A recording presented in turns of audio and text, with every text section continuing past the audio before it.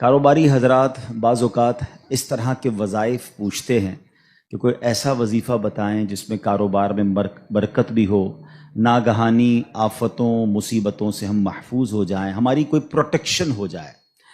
تو میں ایک حدیث پاک آپ کو سنانا چاہتا ہوں۔ میرے آقا علیہ الصلوۃ والسلام فرماتے ہیں، جس کا مضمون ہے کہ جو شخص مصیبتوں اور پریشانیوں میں ہو اسے چاہیے کہ مجھ پر کثرت سے درود پڑھے کہ درود مصیبتوں اور پریشانیوں کو لے جاتا ہے۔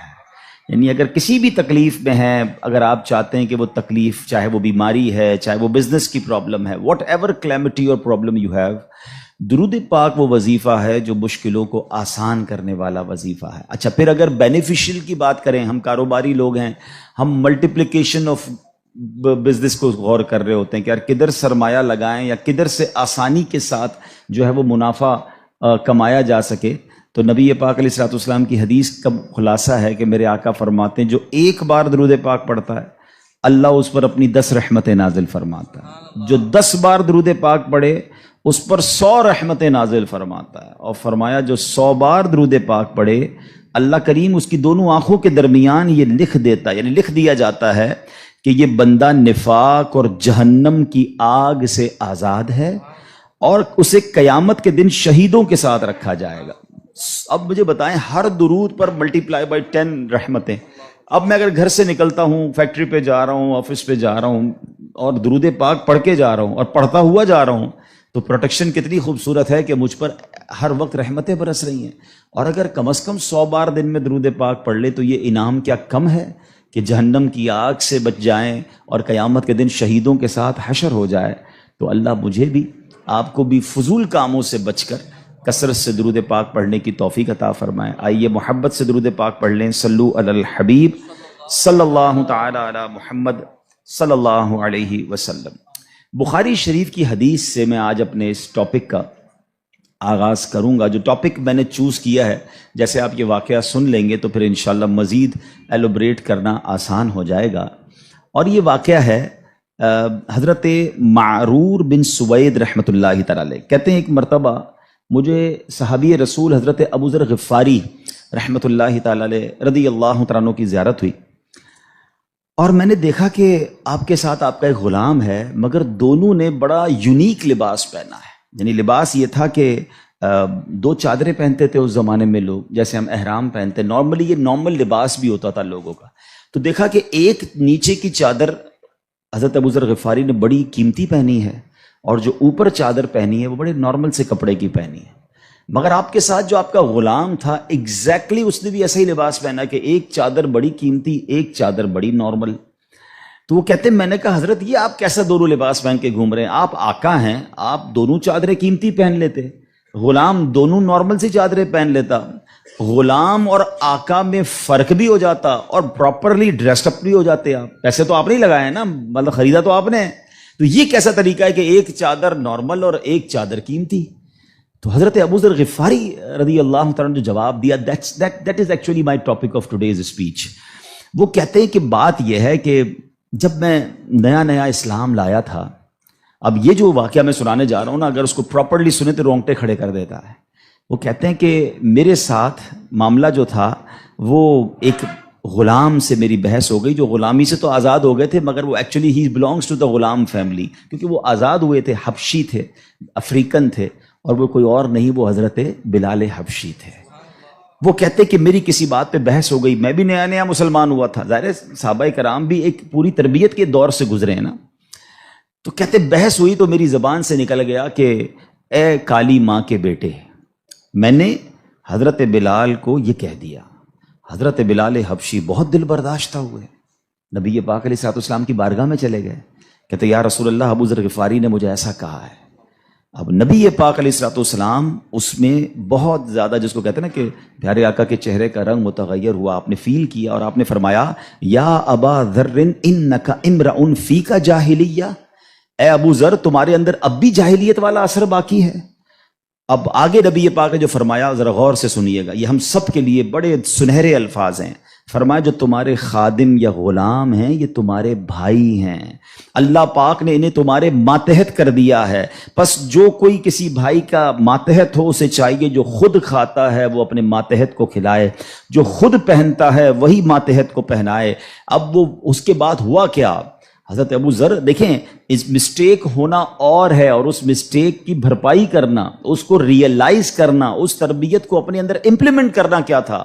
حضرت ابو ذر غفاری نے یہ سنا تو حضرت بلال کے پاس جاتے ہیں، کہتے ہیں اے بلال مجھے معاف کر دو، اے بلال مجھ سے غلطی ہو گئی۔ نہیں جناب، اس پر صبر نہیں آیا آپ کو، آپ نے اپنے رخسار جو ہے اپنا گال زمین پہ رکھا، کہا بلال اس وقت تک مجھے چین نہیں آئے گا جب تم اپنا پیر میرے دوسرے گال پہ نہ رکھو۔ اللہ اکبر۔ حضرت بلال کہتے ہیں حضور میں نے معاف کر دیا، میں یہ کیسے کر سکتا ہوں؟ آپ اتنی بڑی ہستی ہیں کہ میں اپنا پیر آپ کے گال پر کیسے رکھوں؟ حضرت ابو ذر کو چین نہ آیا اور آپ نے حضرت بلال کے پیر کو اٹھا کر اپنے گال پر رکھا۔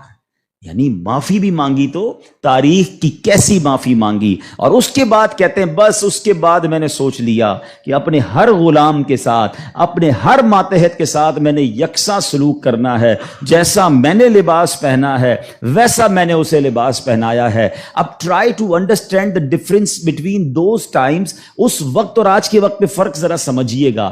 اس زمانے میں غلام ہوتے تھے، غلام باقاعدہ خریدے جاتے تھے، جیسے آپ کی گاڑی ہے، جیسے آپ کی موٹر سائیکل، جیسے آپ کی اور چیزیں جس کے اونر آپ ہیں۔ اس زمانے میں غلام ایکچولی اونرشپ پر ملتے تھے، اب آپ اس کے آقا ہوتے تھے، مگر جو کسی کا آقا ہو اس کی تربیت ایسی کی جا رہی ہے تو مجھے بتائیے آج کا ملازم ہمارا غلام تو نہیں ہے نا؟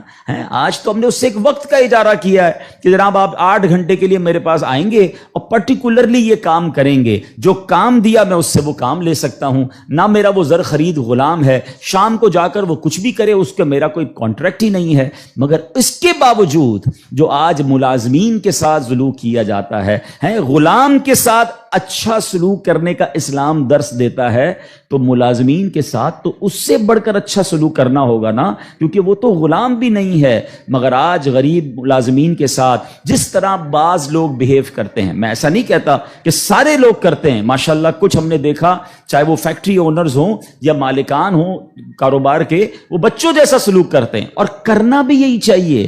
وہ غریب ہے تو اس کا مطلب یہ نہیں کہ اس کے پاس دل نہیں ہے، اور اسلام ہمیں حقوق بیان کرتا ہے اور ہمارے صحابہ نے اس کو کس طرح امپلیمنٹ کیا۔ اب یہ ایک بات ذہن میں رکھنی ہے، نبی پاک کی ایک حدیث یاد رکھیے گا، میرے آقا علیہ الصلوۃ والسلام فرماتے ہیں من آذا مسلمن فقط آذانی ومن آذانی فقط آذ اللہ، جس نے کسی مسلمان کو تکلیف دی۔ اب اس میں کہیں بھی ایسا نہیں ہے کہ اپنے برابر کے مسلمان کو تکلیف نہیں دینی ہے۔ میں چیمبر آف کامرس کا ممبر ہوں تو کسی چیمبر آف کامرس کے ممبر کو تکلیف نہیں دینی، میں فیکٹری مالک ہوں تو کسی فیکٹری مالک کو تکلیف نہیں دینی، میں ایک ایلیٹ کلاس یا اچھی کلاس کا رہنے والا ہوں تو اپنی طرح کے لوگوں کو تکلیف نہیں دینی۔ یہ مطلقاً حدیث ہے، من آذا مسلمن، ٹھیلے والے کو بھی تکلیف نہیں دینی جو مسلمان ہے، جو جناب میرا ملازم ہے اسے بھی تکلیف نہیں دینی، جو میری فیکٹری کا دروازہ کھولتا ہے مجھے اسے بھی تکلیف نہیں دینی۔ بلکہ میں آپ کو سچ بات بتاؤں،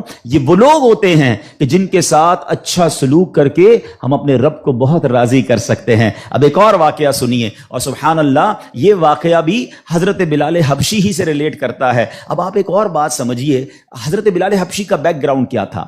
حبشہ جو ہے وہ ایتھوپیا کو کہتے ہیں، آج کل وہ ملک ایتھوپیا ہے، ٹھیک ہے نا؟ اٹ مینز وہ افریقن تھے، عرب کے اندر ایک افریقن غلام کے طور پر وہ آئے تھے، اور آپ نے بہت ڈیفیکلٹ لائف اسلام کے لیے گزاری۔ جو آپ کا آقا تھا نا امیہ، میں نے وہی کہا کہ باٹ کر لیتے تھے، خرید لیتے تھے، وہ بہت سخت اسلام دشمن تھا۔ اب امیہ کو جب پتا چلا کہ حضرت بلال مسلمان ہو گئے، اب اس نے حضرت بلال پر مظالم کے پہاڑ توڑ دیے۔ ابھی حیدرآباد میں ہم لوگ موجود ہیں، گرمی کا سیزن ہے، ہم شاید 10 منٹ بھی باہر گرمی میں کھڑے نہ رہ سکیں اس وقت، لیکن مکے کی گرمی، جن کو جو گئے ہیں مکے مدینے میں، حضرت بلال کو تپتی ریت پر وہ لٹاتا تھا۔ اجر عطا فرمائے حضرت ابوبکر صدیق رضی اللہ تعالیٰ عنہ کو۔ دیکھیں حضرت ابوبکر صدیق بھی بزنس مین تھے، یہ میرا ٹاپک نہیں ہے، ورنہ ایک بہت خوبصورت یہ بھی ٹاپک ہے کہ ہمارے صحابہ جو بزنس مین تھے انہوں نے کہاں کہاں پیسے خرچ کیے۔ میں اور آپ بھی کرتے ہیں، but what a right investment they did on that time. حضرت عثمان غنی کی انویسٹمنٹ دیکھیں، آج بھی حضرت عثمان غنی کا وقف مدینے میں جاری ہے، آپ کے علم میں ہوگا۔ بہرحال حضرت ابوبکر صدیق گئے اور امیہ سے کہا کہ بلال مجھے بیچ دو. اب امیہ جو تھا نا وہ بڑا شیطان تو تھا ہی، اسلام دشمن تھا. حضرت بلال سے اس کا بغض کی وجہ بھی یہی تھی. تو اس نے مثال کے طور پہ، اس وقت مارکیٹ ریٹ تھا 500 درہم، میں مثال کے طور پہ اس نے کہا میں 1000 درہم لوں گا. آپ نے کہا ٹھیک ہے. حضرت ابوبکر کہتے ہیں کہ نہیں اب 2000 لوں گا. سودا ڈن ہونے کے بعد کہتا ہے اب 2000 لوں گا. آپ نے کہا اوکے. کہا 3000 لوں گا. آپ نے کہا اوکے. وہ قیمت بڑھاتا گیا، حضرت ابوبکر صدیق اوکے کرتے گئے. اب ایک پرٹیکولر بڑی بگ اماؤنٹ پر حضرت بلال کی ڈیل ہو گئی. امیہ کہتا ہے اے ابوبکر، میں نے تو تمہارے بزنس کے بڑے چرچے سنے تھے، مجھے تو یہ پتا تھا کہ تم جو ہے بڑے جانچ کر بڑی طریقے سے سودا خریدتے ہو، اتنا مہنگا یہ حبشی غلام خرید لیا. حضرت ابوبکر کے تاریخی الفاظ سنے. وہ کہتے ہیں امیہ تمہیں کیا معلوم بلال کی قیمت کیا ہے، تم اس سے زیادہ مانگتے میں اس سے زیادہ تمہیں دیتا. اللہ اکبر. رقم دی حضرت بلال کو لے کر نبی پاک کے پاس. اب ذرا سنیے گا، جب نبی پاک نے حضرت بلال کو دیکھا نا، کہا حضرت ابوبکر کہتے ہیں یا رسول اللہ بلال حاضر ہے، بلال کو آزاد کروا کے لایا ہوں. نبی پاک فرماتے ہیں اے ابوبکر، بلال کو خریدنے میں جتنے پیسے خرچ کیے تھوڑے پیسے میرے بھی اس میں شامل کر لو. اتنا پیار. اور حضرت بلال کے اس بیوٹیفل ڈیل میں حضرت ابوبکر نے کہا حضور میرا سب کچھ آپ ہی کا تو ہے، اگر میں نے کچھ خرچ کیا تو حضور یہ سب آپ کا ہے. اب حضرت بلال کا یہ بیک گراؤنڈ تھا. یاد رکھیے گا، اب مکے میں بڑے بڑے سردار بھی مسلمان ہوئے. آپ سب کو یاد ہونا چاہیے اسلامی تاریخ کا ایک ٹرننگ پوائنٹ تھا، اور وہ ٹرننگ پوائنٹ تھا فتح مکہ. ٹھیک ہے نا. فتح مکہ سے پہلے 10,000 لوگ مسلمان ہوئے. میں تھوڑا سا 1-2 منٹ میں تھوڑا سمرائز کر دوں تاکہ آپ میرے ساتھ اور انوالو بھی ہو جائیں، اور یہ تاریخ پتہ ہونی چاہیے. فتح مکہ ہوتی ہے 10 ہجری میں. 10 ہجری کا مطلب 8 ہجری میں، معاف کیجیے گا، فتح مکہ ہوتی ہے 8 ہجری میں. 8 ہجری کا مطلب ہے کہ نبی پاک علیہ الصلوۃ والسلام نے جو 40 سال کی عمر میں اسٹرگل آف اسلام شروع کی، اس کے 13 سال مکے میں گزارے، 8 سال مدینے میں گزارے. 13 اور 8 کتنے ہو گئے؟ 21 سال. 21 ایئرز میں 10,000 مسلمان ہوئے تھے. سمجھ رہے بات کو؟ اور اب کانکر ہوتا ہے مکہ. جب مکہ فتح ہوا اور تمام مظالم کرنے والے لوگ موجود تھے، سرداران مکہ موجود تھے، اور ان کو پتا تھا آج ہمارے تکہ بوٹی کر دیے جائیں گے، آج ہمارے سر قلم کر دیے جائیں گے، کیونکہ ہم نے تو اتنا ستایا ان کو، مکہ چھوڑ کے مدینے جانا پڑا. مگر اینڈ آف دا ڈے جو نبی پاک کا شاندار فیصلہ تھا کہ آپ نے سب کو معافی کا اعلان فرما دیا. یہاں تک کہ صحابہ کرام کی جن پراپرٹیز پر مکے کے کفار نے قبضہ کر لیا تھا، میرے آقا نے کہا وہ پراپرٹیاں بھی تمہیں ہم واپس نہیں لیں گے، وہ بھی تمہاری ہو گئیں. اس معافی کا فائدہ کیا ہوا یہ سمجھنا بہت ضروری ہے کہ 10,000 مسلمان ہیں 21 سالہ کوشش میں. اور سن 10 ہجری میں آفٹر 2 ایئرز جب میرے آقا فتح مکہ کے بعد حج فرماتے ہیں، جس کو ہم حجۃ الوداع کہتے ہیں، اور خطبہ حج کے موقع پر میدان عرفات میں 1,24,000 صحابہ کرام ہوتے ہیں. معافی کا فائدہ دیکھ رہے ہیں؟ ہم کہتے ہیں بدلہ لوں گا، دشمنی چلے گی، نسل در نسل چلے گی، مٹا کے رکھ دوں گا، چھوڑوں گا نہیں. لڑائی کر کے دیکھ لو یا معاف کر کے دیکھ لو. ایک معافی نے اسلام کو کہاں پہنچایا؟ 10,021 سالوں میں. اور معافی کے بعد ودن 2 ایئرز 1,24,000 صحابہ کہاں موجود ہیں؟ عرفات کے میدان میں موجود ہیں. اینڈ فرام دیٹ ڈے، ایک اور بات، ہسٹری پڑھیے اسلام کی، فتح مکہ کے بعد اسلام نے جو ٹیک آف کیا ہے، آج تک اسلام پیچھے نہیں گیا. 200 کروڑ مسلمان ہیں آج دنیا میں. یہ فیضان ہے فتح مکہ کے اس اعلان کا، لا تثریب علیکم اليوم، آج تم سب آزاد ہو، تم سے کوئی سوال نہیں ہوگا. اور اس کے بعد سے اسلام کو جو عروج ملا. لیکن بھائی تربیت کا ٹائم تھا نا. جب یہ فتح مکہ ہو گیا نا تو پیارے آقا علیہ الصلوۃ والسلام نے اب مکے کی چابی، کعبے کی چابی ملی، اور اب کعبے کی چھت پہ اذان دینی تھی. یعنی ایک طرح سے یہ ایک وکٹری کا اعلان تھا. تو نبی پاک نے کس کو کہا؟ حضرت بلال کو کہا کہ ایک بلال جاؤ اور کعبے کی چھت پہ اذان دو. اب جو سرداران مکہ تھے نا، وہ کہتے ہیں یار ہم اتنے بڑے بڑے سردار، اتنی بڑی فیملی سے تعلق رکھنے والے ہیں، اتنا پیسہ ہمارے پاس، اتنے بڑے قبیلے کے سربراہ، اور آج اتنے عظیم موقع پر جو فتح مکہ کے بعد اذان دینے کا موقع، وہ بھی کعبے کی چھت پر، وہ کس کو دیا جا رہا ہے؟ ایک حبشی غلام کو. اللہ اکبر. یہ خبر نبی پاک تک پہنچ گئی کہ کچھ لوگ بے چین ہیں، کچھ لوگوں کو یہ برا لگ رہا ہے کہ بلال کو یہ موقع کیوں ملا، ہم بڑے خاندان والے، ہم پیسے والے. پیارے آقا علیہ الصلوۃ والسلام نے ان کو بلایا. پہلے تو نبی پاک نے سوال کیا کہ کیا آپ لوگ ایسی باتیں کر رہے تھے؟ کہ جی حضور کر رہے تھے۔ اب نبی پاک نے کیا فرمایا؟ نبی پاک کی گفتگو سے پہلے قرآن کی آیت نازل ہوتی ہے اور رہتی دنیا کے لیے ایک اصول بیان ہو گیا۔ اب یہ اصول مجھے اور آپ کو یاد رکھنا ہے۔ اللہ کریم قرآن میں ارشاد فرماتا انا اکرمکم عند اللہ اتقاکم، فرمایا بے شک اللہ کے یہاں تم میں زیادہ عزت والا وہ ہے جو تم میں زیادہ پرہیزگار ہے۔ یہ وہ فارمولہ ہے جو مجھے یاد رکھنا ہے۔ پیسے والا زیادہ عزت والا نہیں ہے، جناب میں فلاں چیمبر کا صدر تو وزیر نائب صدر تو فلاں علاقے کا ہیڈ تو جناب قومی اسمبلی کا ممبر تو منسٹر یا جناب مل اونر نہیں، فلاں خاندان میرے سر نیم میں یہ نیم لگتا ہے جس کی وجہ سے میرا بہت بڑا خاندان ہے۔ قرآن نے فیصلہ کر دیا ہے ان اکرمکم عند اللہ اتقاکم، اللہ کے نزدیک عزت والا وہ ہے جو زیادہ پرہیزگار ہے۔ وہ میرا ملازم بھی ہو سکتا ہے، وہ میرا خان سما بھی ہو سکتا ہے، وہ میرا غریب رشتہ دار بھی ہو سکتا ہے، وہ باہر ٹھیلا لگانے والا بھی ہو سکتا ہے، اگر وہ اللہ کی بارگاہ میں پرہیزگار ہے وہ سب سے زیادہ ہم سب سے زیادہ عزت والا ہے۔ اور یہی اسلام کا حسن ہے۔ اچھا مزے کی بات یہ ہے، ایک طرف تو یہ حسن ہم پریکٹیکلی بھی پریکٹس کرتے ہیں۔ مثال کے طور پہ بعض اوقات آفس میں نماز کا ٹائم ہو گیا اور ہمارے کسی ملازم میں کوئی باشرہ ہے یا حافظ صاحب ہے یا اچھا تلاوت کرنے والا ہے، ہم اس کو کہتے ہیں حضرت آپ نماز پڑھا دیں۔ بالکل اچھی بات، یہ تو اعلان ہے نا کہ بھائی آپ سیٹ ہیں، آپ پیچھے ہیں، اور امامت کون کر رہا ہے؟ ایک نارمل سا انسان ہے، لیکن وہ عبادت گزار ہے، اس کو قرآن آتا ہے، مگر صرف نماز کی حد تک۔ امام صاحب نے نماز پڑھا دی، پھر جا کر اس سے وہی انداز اختیار کرنا ہے جو عام ملازمین سے کرنا ہے؟ نہیں، یہ فارمولہ ہمیں اسلام سکھا رہا ہے۔ تو یہاں میرا جو آج ٹاپک ہے کہ سیٹ اور ملازم میں فرق، یہ ہمیں نہیں کرنا ہے۔ ٹھیک ہے، کاروبار ہے، آپ اس سے کام لیں، آپ اس سے اجرت پر کام لے رہے ہیں، مگر آپ نے اسے خریدا نہیں ہے، اور اگر خرید بھی لیا ہے تو اس کے اوپر زیادتی کی اجازت نہیں ہے۔ مگر آج چونکہ غریب لوگ ہیں، بیچاروں کو جاب ملتی نہیں، تو جو منہ میں آیا کہہ دیتے ہیں، جس طرح ڈانٹنا ہے ڈانٹ دیتے ہیں، اور بعض اوقات تو گالیاں نکالتے ہیں۔ مجھے یاد ہے ایک صاحب مجھے ملے اور مجھے جو ہے وہ میں نے پوچھا، ایسے تھوڑا سا کلوز تھے کہ یار آپ کی سیلری کتنی ہے؟ اب یہ تھوڑی چند سالوں پرانی بات ہے۔ He is not that much professional, normal سا انسان تھا، منشی ٹائپ کے جیسے ہوتے نا۔ تو کہتے 80,000 تنخواہ ہے۔ میں نے کہا ماشاءاللہ تنخواہ تو اچھی ہے۔ تو کہتے ہیں 40,000 کام کے ہیں، 40,000 گالیوں کے ہیں۔ تو میں حیران ہو گیا، کہتا صبح سے شام گالیاں سنتا ہوں بھی بھائی، کیا کروں، غریب آدمی ہوں، پیسے اچھے ملتے ہیں اس لیے چھوڑ نہیں سکتا۔ اب میں نے سوچا کہ وہ جو مالک ہے، وہ جو سیٹ ہے، وہ قیامت کے دن کیا جواب دے گا؟ کیا پیسے دے کر گالی دینے کی تمہیں اجازت مل گئی ہے؟ کیا ذلیل کرنے کی اجازت مل گئی؟ ایسا نہ کریں پلیز۔ ہمارا اسلام ہمیں بہت خوبصورت مساوات کا درس دیتا ہے، اور غریب لوگ تو زیادہ ڈیزرو کرتے ہیں انہیں پیار کرنے کا۔ نبی پاک علیہ الصلوۃ والسلام کو، اب میرے آقا کا انداز دیکھیے گا، صحابہ بھی تو غریب تھے نا۔ اب صحابہ میں ایک بہت بڑی تعداد تھی جو اصحاب صفہ کے تھے۔ اصحاب صفہ آپ گئے ہوں گے مدینہ شریف، اللہ بار بار ہم سب کو حاضری عطا فرمائے۔ وہاں ایک بینچ، ایک چبوترا بنا ہوا ہے۔ یہ جو اصحاب صفہ تھے نا، یاد رکھیے گا، یہ اپروکسیمیٹلی 70 کے قریب ہوتے تھے۔ ان کی تعداد پلس مائنس ہوتی تھی۔ ان میں بہت بڑا نام حضرت ابو ہریرہ رضی اللہ تعالیٰ عنہ کا بھی ہے۔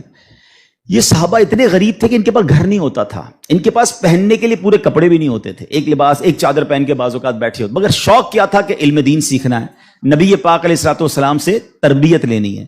تو کھانا بھی پیارے آقا انہیں بھجوا دیتے اور نبی پاک ان کے ساتھ رہتے تھے۔ اب ذرا یاد رکھیے گا، صحابہ کرام کچھ تھے جو مزدوری کا کام کرتے تھے۔ ہمارے ساتھ بھی کبھی کبھی ہوتا ہے کہ یار کوئی محنت مزدوری والا آئے تو اس کے کپڑوں سے اسمیل آتی ہے، کپڑے پرانے ہوتے ہیں، بدبو آ رہی ہوتی ہے، ہم اس سے دور ہو جاتے ہیں۔ اب کیا ہوا کہ نبی پاک علیہ الصلوۃ والسلام کے پاس کچھ ایسے لوگ آ کر بیٹھنا شروع ہوئے، جب پیارے آقا اللہ کا ذکر کر رہے ہوتے تھے کہ بال بکھرے ہوتے تھے، پہننے کے لیے ایک کپڑا ہوتا تھا، اور ان کی اسمیل بھی آتی تھی، کپڑوں سے مہک بھی آتی تھی۔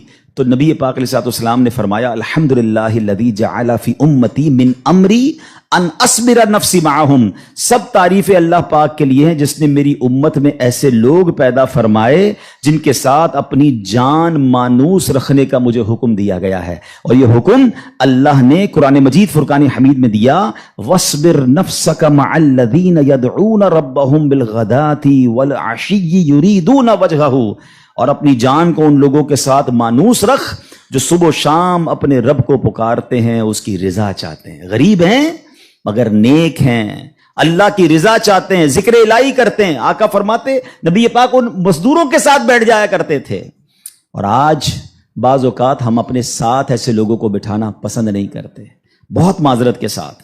یہ تکبر کی نشانی ہے۔